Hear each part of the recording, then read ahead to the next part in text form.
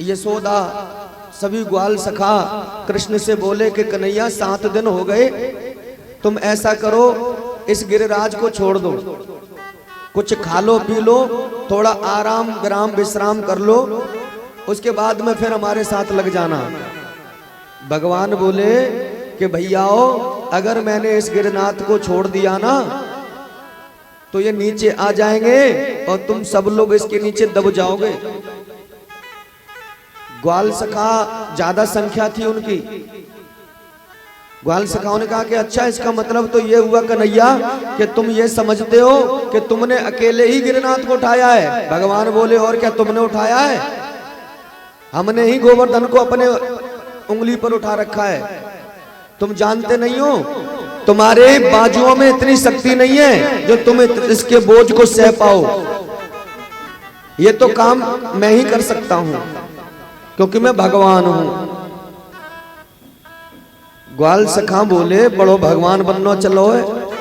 अरे लाला, एक बात बता कि हम कैसे माने कि तू भगवान है?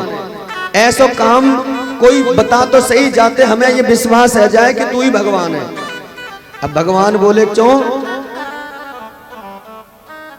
हमने कहा ना करो। देखो, हमने कालिया नाग नाथो, हमने अघासुर मारो, बकासुर मारो, धैनुकासुर मारो, अष्टासुर, कागासुर, व्योमासुर, कितने असुरन को नाश करो। और सुनो, जब हम केवल छेदना के छोटे से तो हमने पूतना मारी। तो ग्वाल सखा बोले लाला रुक जा, मारी तेने पूतना, सब जाने तेने पूतना मारी, पर जी कोई ना जाने कि वह मरी मराई पूतना में 5 नाटी मैंने मारी। ग्वाल सखाओं को भगवान के प्रति ये विश्वास नहीं है कि यही भगवान है भगवान बनने चलो है। हम तो कह रहे हैं छोटो सा कन्हैया, कुछ खा लेगो पी लेगो आराम कर लेगो फिर लग जाएगो हमारे साथ, वो भगवान बनने चलो। तो भगवान ने अपने मन में विचार किया कि थोड़ा सा अपनी शक्ति का परिचय मैं इनको करा ही दूं। भगवान बोले तो मैं फिर गिरनाथ को छोड़ दूं? बोले हाँ छोड़ दे, चिंता मत करे।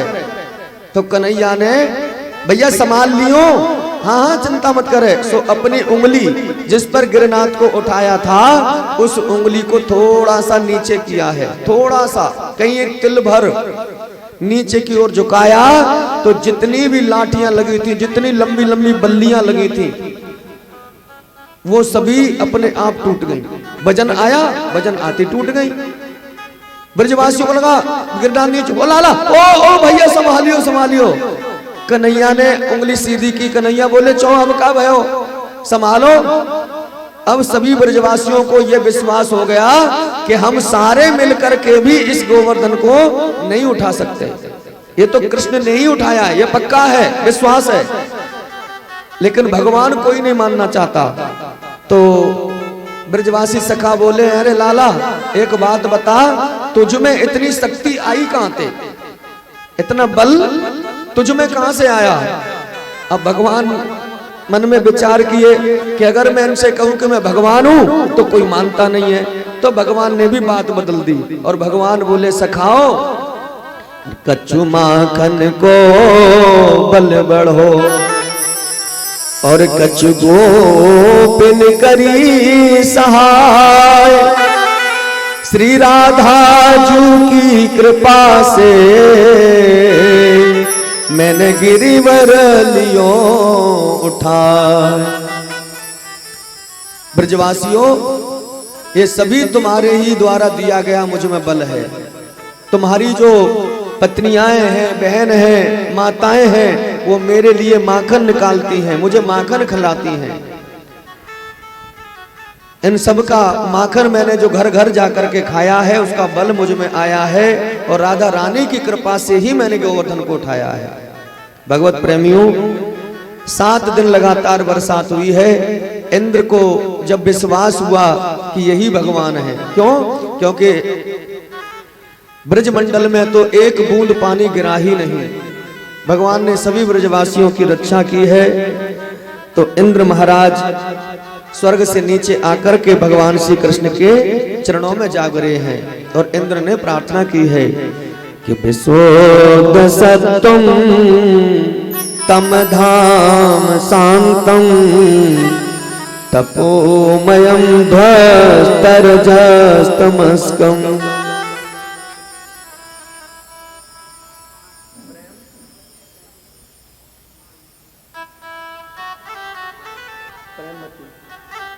दसत्तम तम धाम शांतम तपोमयम ध्वस्तरजस्तमस्कम। मायामयोऽहं गुण संप्रवाहो ते वेद्यते ग्रहणानुबंध न वेद्यते ते ग्रहणानुबंध। हे प्रभु, आप शुद्ध सत्वगुण से परिपूर्ण हैं, रजोगुण का लेस भी नहीं है। हम रजोगुण और तमोगुण से बने हुए जीव आप सत्वगुण संपन्न परमात्मा को कैसे प्राप्त कर सकते हैं? हे प्रभु, हम पर दया करो, हम आपकी शरण हैं। महाराज, भगवान ने अपनी कृपा की और कृपा करके इंद्र को आशीर्वाद दिया। इंद्र भगवान नाम संकीर्तन करते हुए स्वर्ग को लौट गए। वो वृंदावन में उड़ रही धूल, धूल मोहे प्यारी लगे। ब्रजमंडल की धूल को इंद्र ने अपने माथे पर चढ़ाया और स्वर्ग को अपने वापस लौट गए। अब सुखदेव जी महाराज परीक्षित से कहते हैं कि भगवान जब गऊ चराने के लिए वन को चले जाते हैं तो इन ब्रज की गोपियों का मन घर में नहीं लगता।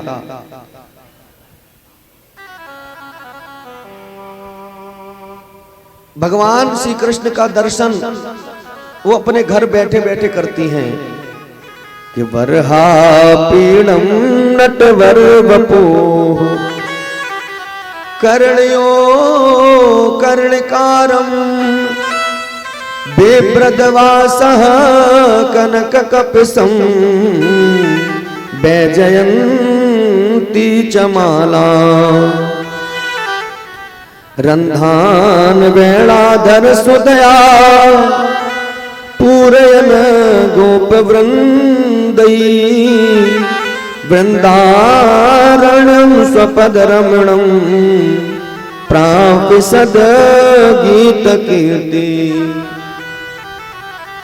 भगवान का दर्शन वो अपने घर करती हैं और मन में प्रार्थना करती हैं कि ये नंद का जो लाल है वो हमें पति रूप में मिल जाए। और इसके लिए उन ब्रज की गोपियों ने एक नियम ले लिया। क्या नियम लिया? कार्तिक का महीना आ गया और कार्तिक के महीने में सुबह ब्रह्म मुहूर्त में वो जागे और जागते ही यमुना जी स्नान करने के लिए जाएं। यमुना जल स्नान करें और कात्यायनी माता की मूर्ति मिट्टी की बनावें और उनकी पूजा करें। बड़ा सुंदर दर्शन है कि हेमंते प्रथमे वासी नंद व्रज कुमारिका चेरूरविश्य भुजाना कात्याय अर्चन व्रतम। कात्यायनी का व्रत करती हैं और कात्यायनी माता के लिए बड़ा सुंदर मंत्र भी गाती हैं कि कात्यायनी महामाये महायोगिन्यधीश्वरी नंद गोप सुतम देवी पति में कुरुते नमः। हे कात्यायनी, हे जगत की माता, हम आपकी पूजा कर रही हैं, हमारी पूजा को स्वीकार करो और नंद का जो लाल है वो हमें पति रूप में मिल जाए। एक बार प्रेम से बोलिए सभी राधे राधे। कात्यायनी माता की पूजा करती हैं। अब देखो, भगवान को पति रूप में पाना चाहती थी वो गोपियां हैं, इसमें तो कोई गलत कार्य नहीं कर रही हैं, क्योंकि भगवान ही सारी दुनिया के एकमात्र पति हैं, परमेश्वर हैं। लेकिन गोपियां अनजाने में एक गलती कर रही थी, पाप कर रही थी। वो पाप क्या था कि जब जमुना जी स्नान करने जाएं तो निर्वस्त्र होकर के वो स्नान किया करें। किसी भी जलाशय में, किसी भी तीर्थ में निर्वस्त्र होकर के स्नान करना बहुत बड़ा पाप है, अपराध है ये। भगवान ने इन गोपियों को एक बार समझाया कि देवियों ये तुम कर रही हो, ये ठीक नहीं है। गोपियां मानी नहीं तो भगवान ने फिर लीला करके गोपियों को समझाने का प्रयास किया। और जब गोपियां यमुना जी में निर्वस्त्र होकर के स्नान कर रही थीं तो घाट पर रखे हुए कपड़ों को मेरे प्रभु ने उठाया और पास के ही कदम के वृक्ष पर जाकर के चढ़ गए। सुखदेव जी महाराज कह रहे हैं कि गोपियों को पता ही नहीं था, गोपियां तो स्नान करने में मगन थी। जब भगवान श्री कृष्ण ने बंसी बजाई, बंसी की ध्वनि को जब सुना तो उनका ध्यान कृष्ण की तरफ खिंचा और वो यमुना जी के बाहर जल से निकलकर जैसे ही आने को हुई तो घाट पर नजर गई तो वस्त्र तो है ही नहीं, हमारे वस्त्र कहां गए। पास के ही कदम के वृक्ष पर अपने वस्त्रों को देखा और वहीं भगवान कृष्ण भी बैठे हुए मुरली बजा रहे थे। गोपियों ने कृष्ण से प्रार्थना की कि हे प्रभु हमारे वस्त्रों को वापस दे दो। भगवान बोले आपके वस्त्र मेरे पास कहाँ है आपके वस्त्र। गोपियां बोली कि आपने जो कदम के वृक्ष पर टांग रखे हैं ये हमारे ही तो वस्त्र हैं, ये काले पीले नीले संतरी बैंगनी बसंती ये हमारे ही वस्त्र हैं। भगवान बोले नहीं गोपियों, ये तो मेरे कदम पर फूल आया है। गोपियां बोली कि नहीं स्वामी अब हमें क्षमा कर दो कि श्याम सुंदर ते दास्य करवाम तवोदितम देहि वासांस धर्मज्ञ न चैदिरागे ब्रुवामहे। गोपियों ने अपनी गलती को माना और भगवान से बोली कि प्रभु अब तुम जो कहोगे सो हम करेंगे। तो भगवान ने कहा अच्छा तो पहले परीक्षा तो हो जाए, क्या भरोसा तुम्हारा, अभी तो कह रही हो कि जो कहेंगी सो करेंगी, अब कल ही फिर मेरी बात नहीं मानी तो गोपियों को आज्ञा दी भगवान ने कि अच्छा आपको यदि वस्त्र चाहिए तो आओ यमुना जल से बाहर आकर अपने वस्त्र ले जाओ। कि भवत्यो यदि में दास्यो मयोक्तम बा करिष्यथा अत्रागत्य वासांसी प्रतिचंतो सुच स्मता। वस्त्र चाहिए मैं आपको आज्ञा देता हूं, यमुना जी के जल से बाहर आकर अपने वस्त्रों को ले जाओ। एक बार भाव से बोलो सभी राधे राधे। गोपियों ने भगवान की आज्ञा मानी और कहते हैं कि निर्वस्त्र थी गोपियां जल में, अपने गुप्त अंगों को छिपा करके गोपियां यमुना जी के जल से बाहर आई हैं और भगवान ने उनको उनके वस्त्र वापस लौटा दिए हैं। सुखदेव जी महाराज परीक्षित को यह कथा बता रहे थे, परीक्षित की आंखों में आंसू आ गए। गुरुदेव ये कथा आपने कैसी सुनाई, ये तो मेरी समझ में ही नहीं आ रही। आपने तो कहा था भगवान धर्म की स्थापना के लिए अवतार लेते हैं, तो ये कैसा भगवान धर्म का स्थापन कर रहे हैं, एक ऐसी स्थापना है। तो सुखदेव जी महाराज ने कहा कि राजन इस कथा को हम 3 भागों में बांटकर समझने का प्रयास करेंगे। पहला भाग है यदि हम ईश्वर को मानते हैं और यदि हम कृष्ण को ही ईश्वर समझते हैं, कृष्ण स्वयं ईश्वर हैं, तो फिर जो सामर्थ्यवान होते हैं वो धर्म की स्थापना के लिए कभी कभी ऐसा कर्म करते दिखाई देते हैं, लेकिन उनके भाव क्या होते हैं, उनके भाव होते हैं कि धर्म की स्थापना हो।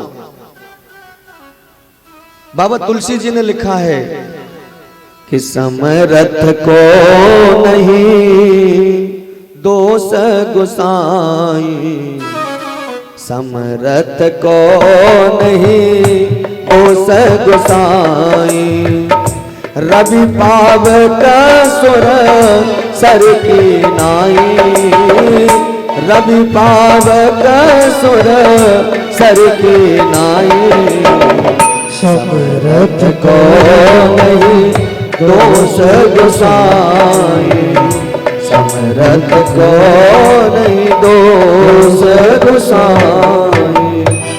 जो सामर्थ्यवान है उसको कोई दोष नहीं लगता।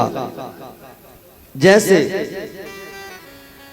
बाबा ने लिखा है रवि पावक सुरसरी की नाई। रवि माने भगवान सूर्य। जब सूर्य आकाश में उदय होते हैं तो पृथ्वी पर जितना भी अंधकार होता है उस अंधकार को नष्ट कर देते हैं। एक बार भाव से बोलो सभी राधे राधे, और थोड़ा जोर से बोलना पड़ेगा, और जोर से बोलना पड़ेगा।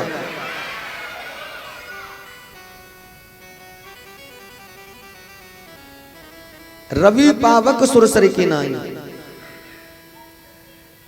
आज तो बड़े जोर की प्यास लग रही है, करके राख कर देना, लेकिन उससे कोई फर्क नहीं पड़ता, उसे कोई दोष नहीं लगता।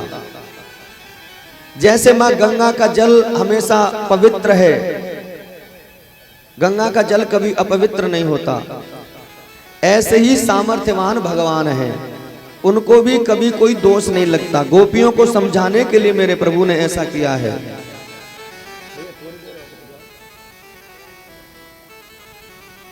प्रेम से बोलो एक बार राधे राधे। और महाराज, यदि हम कृष्ण को साधारण सा मनुष्य माने और ऐसी मन में भावना है कि है भगवान चलो, लेकिन आए तो मनुष्य योनि में है, तब भी भगवान की उम्र उस समय 5 साढ़े 5 वर्ष की थी जब गोपियों के भगवान ने चीर चुराए थे, चीर हरण किए थे। क्योंकि जब गिरिराज महाराज का पूजन हुआ उस समय भगवान 7 वर्ष के थे, और उससे 1-1.5 वर्ष पहले की ये घटना है। तब भी भगवान में कोई दोष नहीं लगता। और तीसरी बात बड़ी ही समझने लायक है, वो तत्व की है कि जीव, ये गोपियां जीव हैं, भगवान श्री कृष्ण ही स्वयं ईश्वर हैं, और ये जो वस्त्र है ये वस्त्र है अविद्या।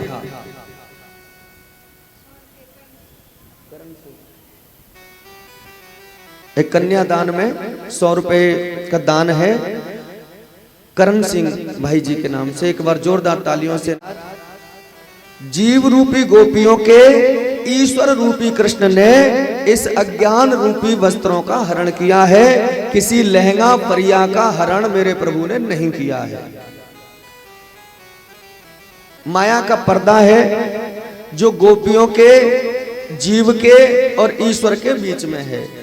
अन्यथा तो भगवत प्रेमियों, भगवान मेरे अंदर भी है और भगवान आपके अंदर भी है। ना तो हमें दिखाई देता है ना आपको दिखाई देता है। क्यों? क्योंकि ये माया का पर्दा जीव और ब्रह्म के बीच में पड़ा हुआ है, ये अज्ञान का पर्दा। भगवान कृपा करते हैं तब उस पर्दे को वो हटाते हैं। गोपियों के इस अज्ञान रूपी पर्दे का मेरे प्रभु ने हरण किया है, और गोपियों में हृदय में प्रेम भर करके, भक्ति भर करके गोपियों को वरदान दिया कि मैं आने वाली शरद ऋतु की रात्रि को तुम्हारे साथ में और राधा रानी के साथ में रास विहार करूंगा। और भगवान श्री कृष्ण ने वरदान ही नहीं दिया, कार्तिक महीने के बाद में 1 महीने पश्चात जो पूर्णिमा आई, शरद ऋतु की पूर्णिमा, उस दिन भगवान श्री कृष्ण ने गोपियों को यह वरदान भी पूरा किया। ब्रज मंडल में, वृंदावन में जाकर के मेरे प्रभु ने सुंदर बंसी बजाई है, और ऐसी बंसी बजाई कि जो गोपियां अपने घर में थी, कृष्ण की बंसी की ध्वनि को सुन करके कृष्ण से मिलने के लिए चल पड़ी। गोपियों को ऐसा लगा कि कृष्ण बंसी में नाम ले लेकर के बुला रहे हैं। गोपियों के झुंड भगवान कृष्ण के पास में पहुंचे हैं। स्वर्ग से देवियां भी पधारी हैं, अप्सराएं भी पधारी हैं। जब भोलेनाथ कैलाश पर्वत पर समाधिस्थ थे तो मैया पार्वती 16 श्रृंगार करने लगे। भोले बाबा की समाधि खुली, भोले बाबा ने देखा 16 श्रृंगार कर रही है माता पार्वती। तो भोलेनाथ ने पूछा, देवी तुम कहां जा रही हो? माता पार्वती ने कहा कि स्वामी मैं श्रीधाम वृंदावन में जा रही हूं। आज बड़ा ही सुंदर रास रचेगा हमारे सबका प्रभु स्वयं कृष्ण। आज समस्त गोपियों के साथ में खूब नाचेंगे, खूब रास विहार करेंगे। तो भोलेनाथ ने कहा कि देवी जिस रास में भगवान कृष्ण नृत्य करें उस रास में तो मैं भी जाना चाहूंगी, मुझे भी अपने साथ ले चलो। भोले बाबा से मैया पार्वती ने मना कर देनी। भोले बाबा से बोली कि स्वामी वहां केवल और केवल महिला ही जा सकती है, वहां पुरुष का कोई प्रवेश ही नहीं है, पुरुष नहीं जा सकता। अब भोले बाबा जिद करने लगे, देवी यदि पुरुष ही वहां जा नहीं सकता, महिला जा सकती है तो फिर मुझे भी महिला बना लो, मुझे भी नारी बना लो। मैया को बड़ी हंसी आई। बोले आप साड़ी पहनोगे? बोले हाँ साड़ी पहना लो, मुझे तो रास में चलना है। सो महाराज मैया पार्वती ने अपनी एक झीनी सी साड़ी थी चुनरी वाली, वो भोलेनाथ को दी कि लो नहीं मानते तो पहनो इसे। अब बोले बाबा कभी उसको ऐसे देखे कभी ऐसे देखे। मैया बोली पहनो। ये लहरीदार चूनर माथे पे डाल के, ये लहरीदार चूनर माथे पे डाल के, भोला बन जाओ भोली घूंघट निकाल के। भोले बाबा से कह दिया लगाओ पल्लू, बांधो साड़ी। अब भोले बाबा को कहती जा रही है साड़ी पहनो और पूरे हंसती भी जा रही हैं। बोले स्वामी एक बात बताओ, अरे सब तो छुपेगा नहीं छुपेगा ये गंगा का पानी, और ये गंगा का पानी। मर्दानी आवाज पिया जी कैसे करो जनानी, कैसे करो जनानी। बोले बाबा बोले कि हमें बोलवे की जरूरत ही कहाँ है, बोलेंगे ही नहीं हम। तो माता पार्वती बोली कि स्वामी महिलाओं की चाल में और पुरुषों की चाल में भी तो अंतर होता है। पकड़े न जाओ कहीं मर्दानी चाल पे, पकड़े न जाओ कहीं मर्दानी चाल पे, भोला बन जाओ भोली घूंघट निकाल के, भोला बन जाओ भोली घूंघट निकाल के। ये लहरीदार चूनर माथे पे डाल के, लहरीदार चूनर माथे पे डाल के, भोला बन जाओ भोली घूंघट निकाल के, भोला बन जाओ भोली घूंघट निकाल के।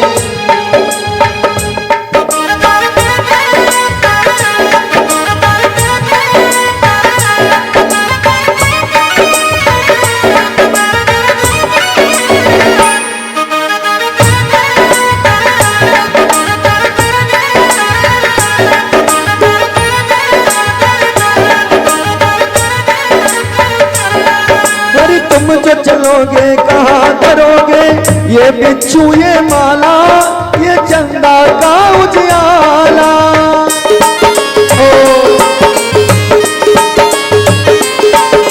तुम जो चलोगे कहाँ धरोगे ये बिच्छू ये माला, ये चंदा का उजियाला।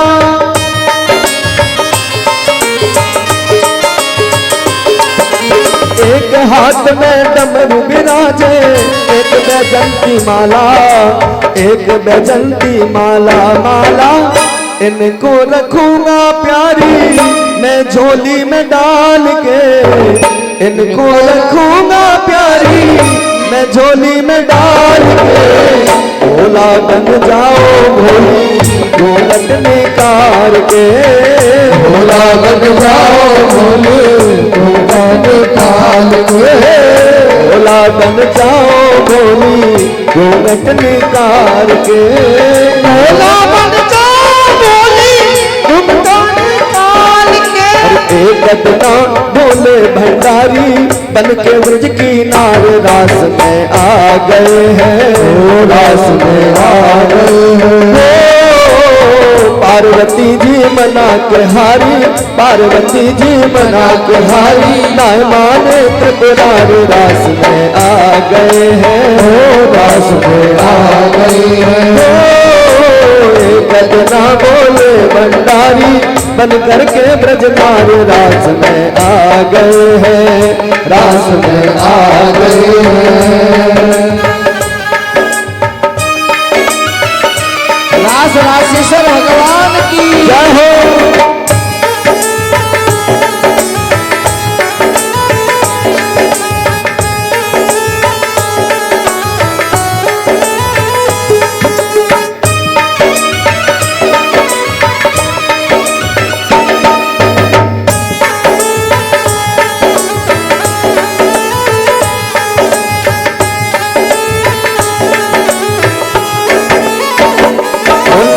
पहला पहला प्यार भर के आंखों में फुहार, जादू नगरी से आया है कोई जादूगर, लेकिन पहला पहला प्यार भर के आंखों में फुहार, जादू नगरी से आया है कोई जादूगर।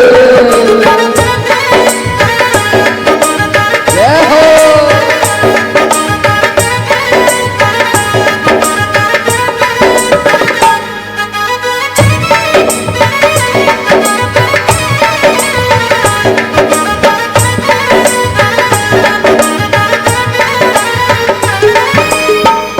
पार्वती से बोले मैं भी चलूंगा महाराष्ट्र में, महाराष्ट्र में। पार्वती से बोले मैं भी चलूंगा महाराष्ट्र में, महाराष्ट्र में। मोहन के सिवाना कोई दूजा पुरुष हो महाराष्ट्र में, महाराष्ट्र में। मोहन के सिवाना कोई पूजा पुरुष हो महाराष्ट्र में, महाराष्ट्र में। अरे हंसी करेगी ब्रज की नारी, मानो बात हमारे रास में आ गए हैं, रास में आ गए हैं। भंडारी बन करके ब्रजनार रास में आ गए हैं, रास में आ गए हैं, रास में आ गए हैं।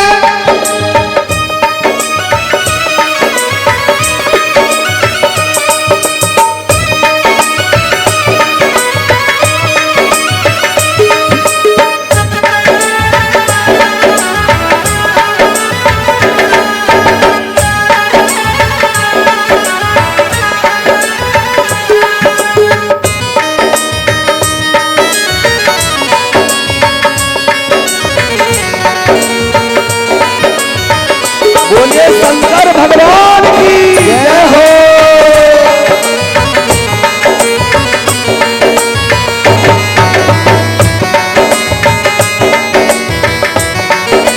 काली कमली वाला मेरा यार है, मेरे मन का मोहन तू दिलदार है। काली कमली वाला मेरा यार है, यार है। मेरे मन का मोहन तू दिलदार है। काली कमली वाला मेरा यार है, यार है। मेरे मन का मोहन तू दिलदार है। काली कमली वाला मेरा यार है, यार है। मेरे मन का मोहन तू दिलदार है। तू मेरा यार है, मेरा दिलदार है। तू मेरा यार है, मेरा दिलदार है। काली कमली मेरा यार है, यार है मेरे मन का मोर तू दिलदार है। ओ काली कमली वाला मेरा यार है, मेरे मन का मान तू दिलदार है। ओ मेरे मन का मोर तू दिलदार है, मेरे मन का मान तू दिलदार है। बोले रास रासेश्वर भगवान की जय जय श्री राधे, जय जय श्री राधे, जय जय श्री राधे श्याम। भगवान ने सभी व्रज गोपियों को दर्शन दिया है, रास विहार हुआ और नारद जी महाराज आए। नारद जी ने आकर के भगवान श्री कृष्ण से कहा कि हे प्रभु, आप उस कंस को कब मारोगे? मथुरा से आए और भगवान श्री कृष्ण और बलराम जी को वृंदावन से मथुरा की ओर ले जाने लगे। मैया यशोदा अब चाहकर के भी मना नहीं कर पाई, क्योंकि मैया को तो आज ही पता चला कि कृष्ण मेरा बेटा नहीं है, कृष्ण देवकी का बेटा है, वसुदेव का बेटा है। अब किसी के बच्चे को मैं क्यों रखूं, क्योंकि 11 वर्ष 56 दिन मैया यशोदा के पास में रहे हैं प्रभु। व्रज को छोड़ करके भगवान मथुरा के लिए रवाना हुए और मथुरा में जाकर के मेरे प्रभु ने रज्जक नामक धोबी का वध किया। कुवलिया पीड़ नामक एक हाथी था, उसका वध किया। मुष्टिक और चाणूर नामक 2 कंस के पहलवान थे, जिनमें 10-10 हजार हाथियों का बल था। इनको मेरे प्रभु ने परम गति दी और उसके बाद में कंस से घमासान युद्ध किया। कंस के सिंहासन से पकड़ करके कंस को नीचे युद्ध स्थल में रणभूमि में गिरा दिया। बाल पकड़ करके मेरे प्रभु घसीटने लगे। कंस चिल्लाता है, कंस कहता है मुझे छोड़ दो। भगवान बोले क्यों मामा श्री, आज तुम्हारे केस पकड़े जाने से तुमको दर्द हो रहा है? उस समय तुम्हें दर्द नहीं हुआ जब तुमने हमारी माता देवकी के केसों को पकड़कर रथ से नीचे खींचकर गिरा दिया था। अगर उस समय दर्द का एहसास हुआ होता तो शायद हमारी मां को, अपनी बहन को तुम परेशान नहीं करते। भगवान का क्रोध बहुत बढ़ गया था। भगवान ने कंस के सीने पर एक मुष्टिक का प्रहार किया और कंस का सीना फट गया। कंस के प्राण निकल गए। आत्म ज्योति भगवान के इर्द गिर्द घूमी, भगवान की परिक्रमा की और भगवान श्री कृष्ण के चरणों में ही समाहित हो गई। कंस को परम मोक्ष मिला है। बंदी खाने से देवकी और वसुदेव जी को मेरे प्रभु ने मुक्त किया है। नाना श्री उग्रसेन जी महाराज को मथुरा के राज सिंहासन पर बिठाया और भगवान ने माता देवकी के चरणों में प्रणाम किया। 11 वर्ष 56 दिन के मेरे प्रभु थे जिस समय भगवान ने कंस का वध किया है। और उसके बाद में माता देवकी ने, वसुदेव जी ने कृष्ण और बलराम को सांदीपनी गुरु के आश्रम में पढ़ने के लिए भेजा है। विद्या अध्ययन करने के लिए गए हैं। गुरु गृह गए पढ़न रघुराई। जैसे भगवान श्री राम विद्या अध्ययन करने के लिए गुरु जी के पास गए, ऐसे ही बलराम और कृष्ण भी गए। यहाँ सुदामा नाम के एक ब्राह्मण से मित्रता हुई है। कल हम सुदामा जी की सुंदर कथा है, उसको सुनेंगे। और जो भी माता बहनें कथा को सुन रही हैं वो अपने अपने घर से थोड़े थोड़े चावल लेकर के आएंगी। कहते हैं कि सुदामा चरित्र की कथा में चावल का दान बड़ा ही महत्वकारी है। तो महाराज सांदीपनी गुरु के आश्रम में मित्रता हुई है। उसके बाद में भगवान श्री कृष्ण बलराम जब मथुरा आए तो इनके नाना श्री आ गए, जिनका नाम था जरासंध। जरासंध की दो बेटी वो कंस को ब्याही गई थी, अस्ति और प्राप्ति। जो मामा का ससुर होता है वो भांजे के लिए नाना जी ही होता है। नाना जी बड़े आताताई हैं, बड़ी विशाल सेना को लेकर के आए और कृष्ण से घमासान युद्ध किया। भगवान ने समस्त सेना का नाश कर दिया और नाना श्री को प्राणदान दे करके वापस छोड़ दिया। ऐसे करते हुए उग्रसेन जी ने जरासंध जी ने मथुरा मंडल पर 17 बार चढ़ाई की। 18वीं बार तो भगवान रण को छोड़ करके ही भाग गए। तो नाम पड़ा प्रभु का रणछोर। बोले रणछोर भगवान की जय। और उसके बाद में कालेवन नामक दैत्य का वध हुआ। भगवान ने विश्वकर्मा को आज्ञा दी। विश्वकर्मा ने जाकर के समुद्र के अंदर द्वारकापुरी का निर्माण किया और भव्य द्वारकापुरी में भगवान द्वारका के राजा द्वारकाधीश बन करके बैठे हैं। नाम क्या पड़ा है भगवान का? द्वारका के राजा हैं तो नाम पड़ा है द्वारकाधीश। बोले श्री द्वारकाधीश भगवान की जय। अभी कुछ ही समय हुआ था द्वारका के राजा बने कि एक ब्राह्मण देवता आए और ब्राह्मण देवता ने एक चिट्ठी दी है भगवान को।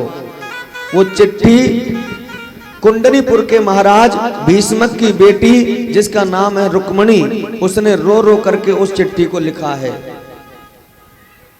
हरि रोए रोए पाती रुक्मणी लिख रही जी।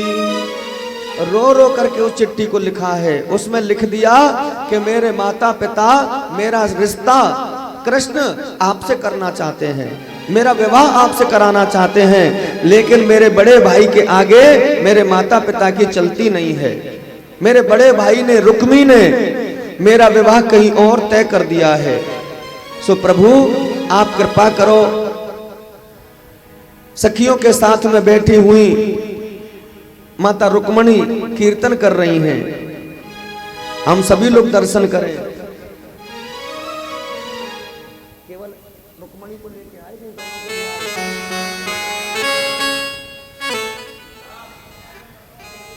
अरे मैया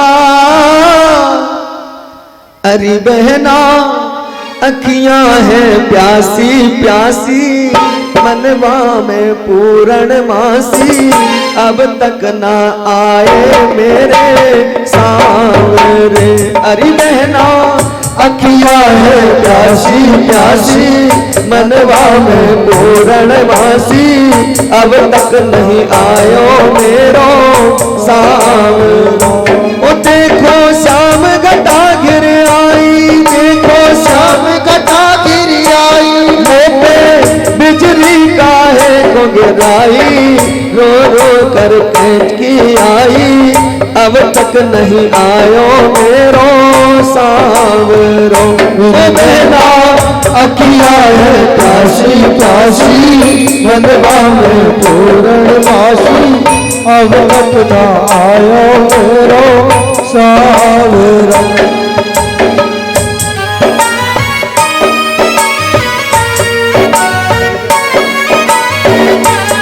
में श्याम समाट गयो, खाट में श्याम समाट गयो, रहना नहीं अंधियारी ऐसी मैं जागी सोई, तन मन की सुध बुध खोई अब तक नहीं आयो मेरो सांवरो। मेरा अखिया है प्यासी प्यासी मनवा में पूर्ण मासी अब तक नहीं आयो मेरो सांवरो।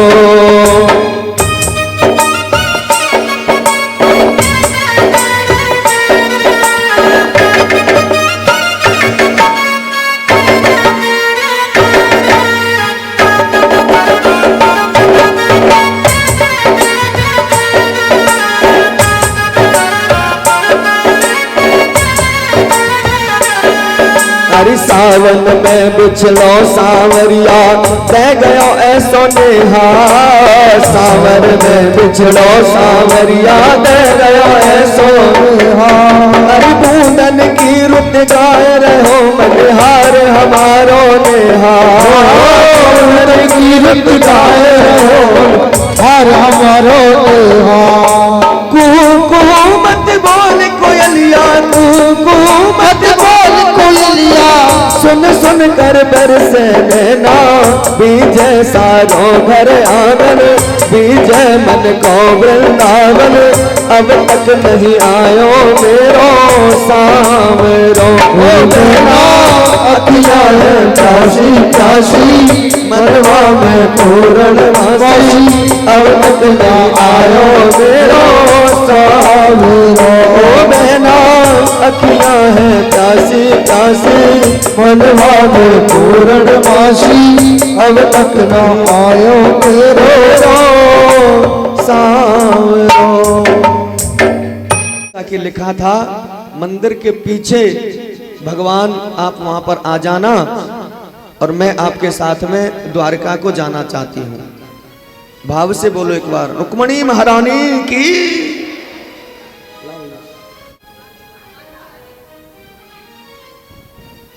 रुक्मणी महारानी ने जैसे ही भगवान को देखा है, हाथ पकड़ा, रथ में बिठाया और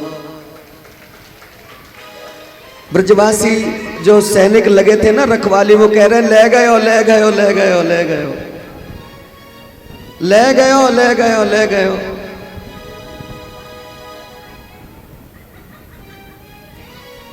बोली रुक्मणी वल्लभ भगवान की।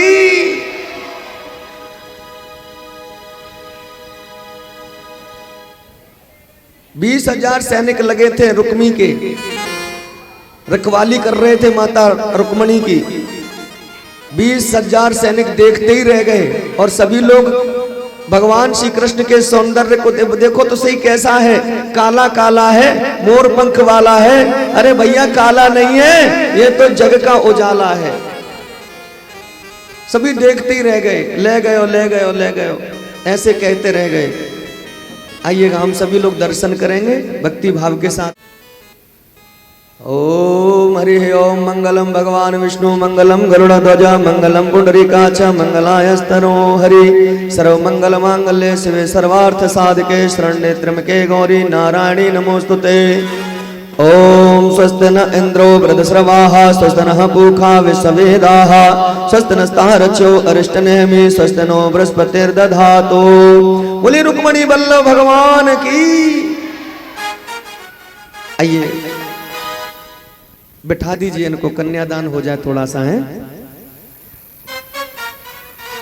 हाँ, जो भी स्वेच्छा से अपनी इच्छा से कन्यादान करना चाहे और माथे पर रोली से टीका करके पैरों में दंडवत प्रणाम करें। जो भी फूल पाती आप चढ़ाएं इनके चरणों में, दक्षिणा जो भी चढ़ाना चाहें, और सभी भक्ति भाव के साथ में, श्रद्धा भक्ति के विश्वास के साथ में रुक्मणी वल्लभ का दर्शन करें।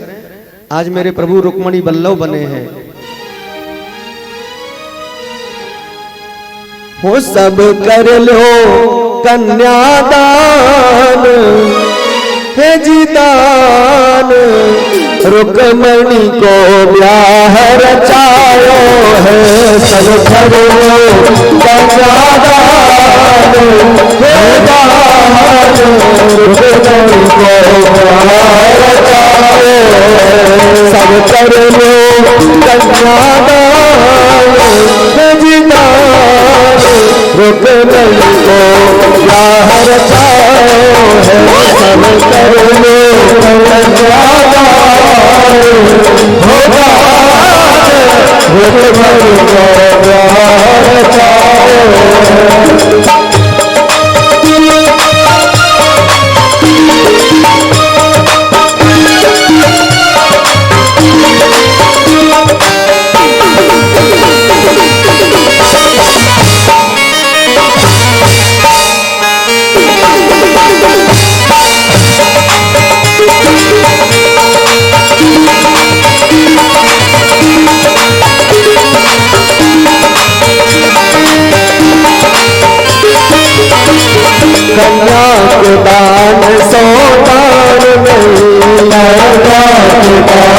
सौगात नहीं, ओ कन्या के दान सौगात नहीं, कन्या के दान सौगात नहीं, कन्या के दान सौगात नहीं, कन्या के दान सौगात नहीं, और जग में कोई दान नहीं, और जग में कोई दान नहीं, ये सबसे बड़ो है दान, दान रुकमणी को ब्याह रचाओ है शंकर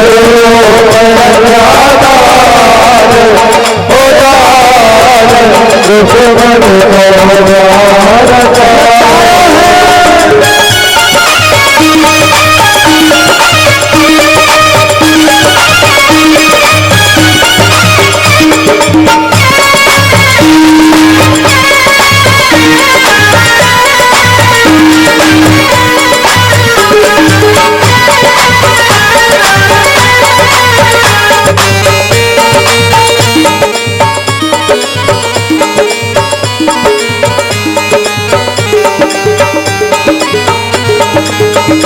कन्या को दान करो नर नारी, कन्या को दान करो नर नारी, ओ कन्या को दान करो नर नारी, कन्या को दान करो नरी नारी, कन्या के दान को फल भारी, कन्या को दान करो नर नारी, ओ कन्या के दान को फल भारी, कन्या को दान को फल भारी, ये सबसे बड़ो है दान, दान रुकमणी को ब्याह रचाओ है सब कर लो कन्यादान, हो दान रुकमणी को ब्याह रचाओ है।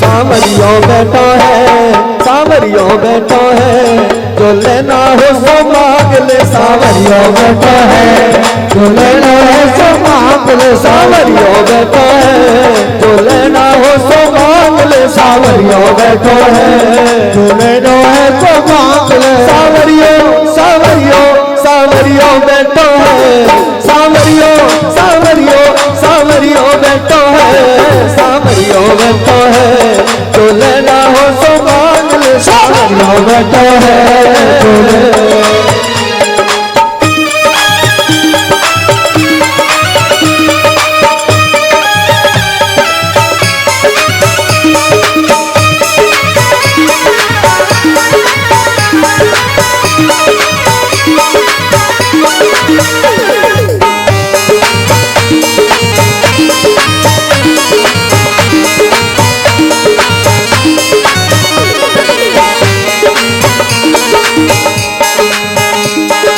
देने वाले श्याम दड़ी ने ये दरबार लगायो, देने वाले श्याम दड़ी ने ये दरबार लगायो, देने वाले श्याम दड़ी ने ये दरबार लगायो, देने वाले श्याम दड़ी ने ये दरबार लगायो, हाथी घोड़े हीरे मोती लायो लश्कर लायो, हाले वाले हीरे मोती लायो लश्कर लगायो, सांवरियों सांवरियों सांवरियों बैठो है, सांवरियों सांवरियों सांवरियों बैठो है, सांवरियों बैठो है, जो लेना हो तो मांग ले, सांवरियों बैठो है।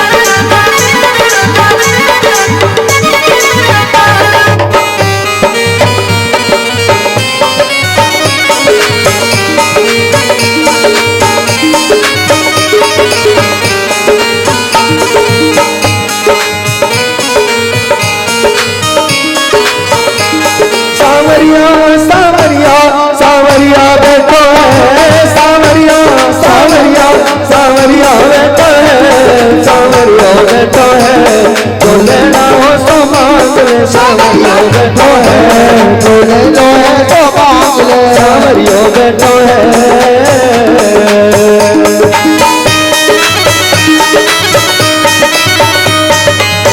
आज मेरे श्याम की शादी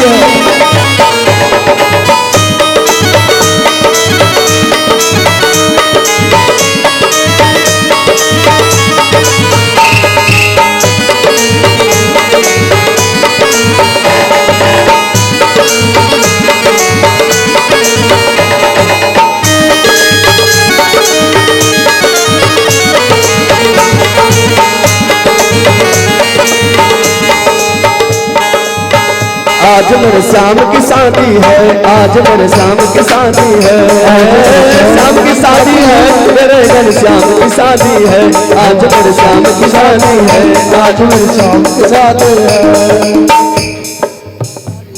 जय जय। मेरे श्याम की शादी है, आज मेरे श्याम की शादी है, आज मेरे श्याम की शादी है। ओ श्याम की शादी है, मेरे घन श्याम की शादी है, ओ श्याम की शादी है, आज घन श्याम की शादी है, आज मेरे श्याम की शादी है, आज मेरे श्याम की शादी है। ऐसा लगता है जैसे ब्रह्मांड की शादी है, आज मेरे श्याम की शादी है, आज मेरे श्याम की हरी हरी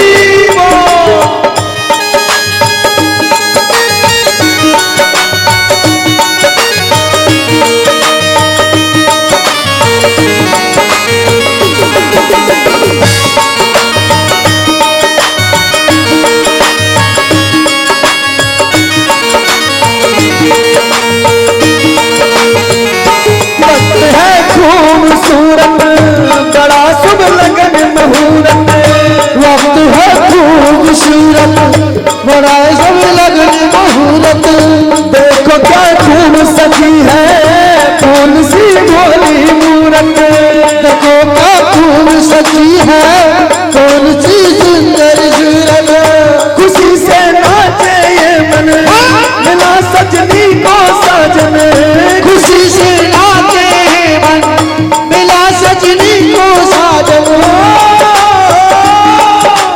ऐसा लगता है जैसे संसार की शादी है, आज मेरे श्याम की शादी है, आज मेरे श्याम की शादी है। श्याम की शादी है, मेरे घन श्याम की शादी है, ओ श्याम की शादी है, आज घन श्याम की शादी है, आज मेरे श्याम की शादी है, आज मेरे श्याम की शादी है, आज मेरे श्याम की शादी है।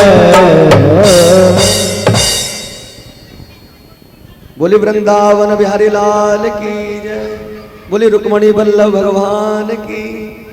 भैया देखो आजकल को तो जमानो है, शादी ब्याह में ना बराती तो नाचे ही नाचे, घरात कह रही है खुशी की मुबारक वो घड़ी आ रही है। अरे कान्हा का सहरा सुहाना लगता है, रुक्मणी का तो दिल दीवाना लगता है। कान्हा का चेहरा सुहाना लगता है, रुक्मणी का तो दिल दीवाना लगता है। कान्हा का चेहरा सुहाना लगता है, रुक्मणी का तो दिल दीवाना लगता है। कान्हा का चेहरा सुहाना लगता है, रुक्मणी का तो दिल दीवाना लगता है। हलवारी में कैसे बदलते रिश्ते, हम तो हर नाच जाना लगता है। कान्हा का चेहरा सुहाना लगता है, रुक्मणी का तो दिल दीवाना लगता है।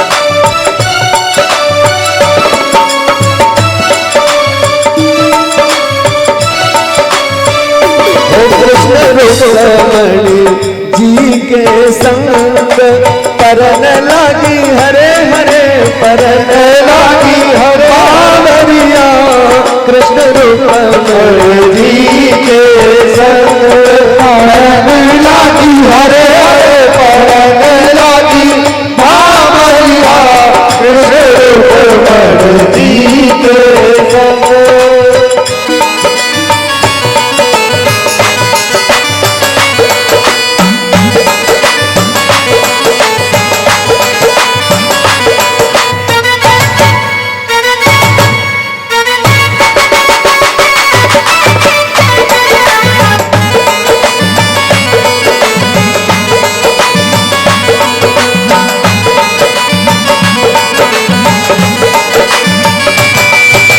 द्वारकानाथ बने हैं दूल्हा रुक्मणी बनी दुल्हनिया द्वारकानाथ बने हैं दूल्हा रुक्मणी बनी दुल्हनिया आगे आगे चले रुक्मणी पीछे चले संवरिया आगे आगे चले रुक्मणी पीछे चले संवरिया ऐसी सुंदर चमके आगे ऐसी सुंदर चमके करने लागी हरे हरे करने लागी भावरिया कृष्ण रुक्मणी जी के संग करने लागी हरे हरे करने लागी भावरिया कृष्ण रुक्मणी जी के संग।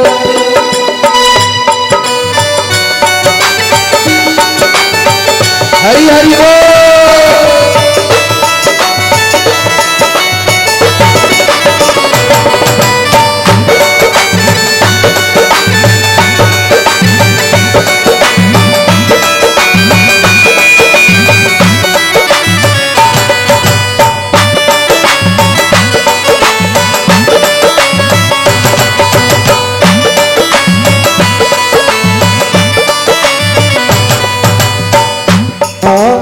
हमारी गोरी गोरी है नवल किशोरी कन्हैया मेरो कारो है श्री राधा हमारी गोरी गोरी नवल किशोरी कन्हैया मेरो कारो है कालो कालो नहीं है मत वालो जगत उजियारो श्री राधा जी को प्यारो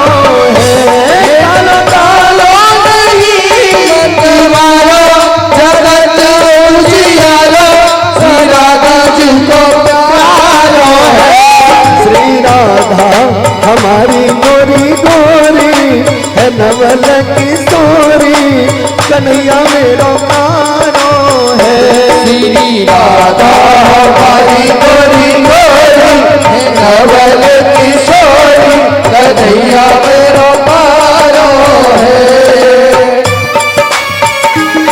रुक्मणी हरण भगवान की जय हो।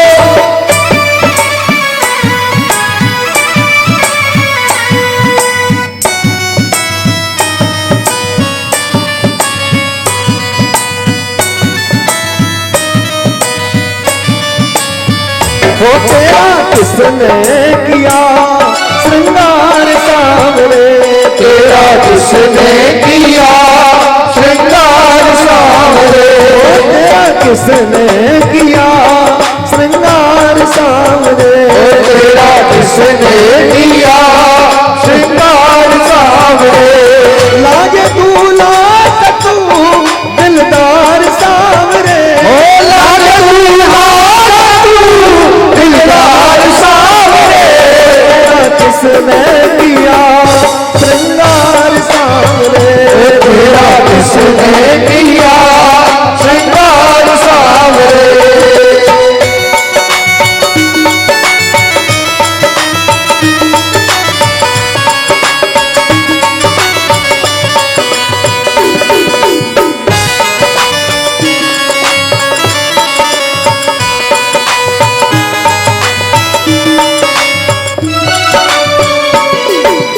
मस्तक पर मलिया गिर चंदन के सर तिलक लगाया पर मलिया गिर चंदन केसर तिलक लगाया, मस्तक पर मलिया गिर चंदन केसर तिलक बनाया, मस्तक पर मलिया गिर चंदन केसर तिलक लगाया। रहे सलामत हाथ सदा वो जिसने तुम्हें सजाया, रहे सलामत हाथ सदा वो जिसने तुम्हें सजाया, सजाता रहे हर बार सामने, सजाता रहे हर बार सामने। तेरा किसने किया श्रृंगार सामने, तेरा किसने किया श्रृंगार सामने।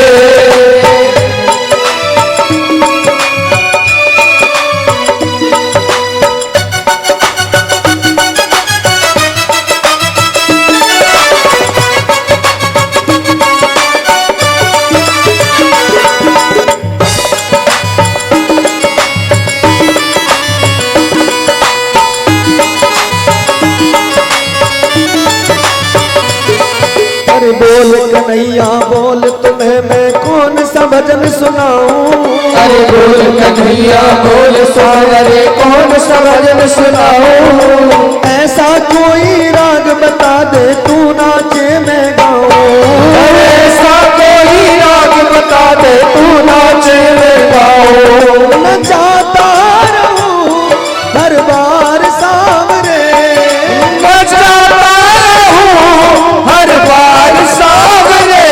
तेरा किसने किया श्रृंगार सामने, ओ तेरा किसने किया श्रृंगार सामने।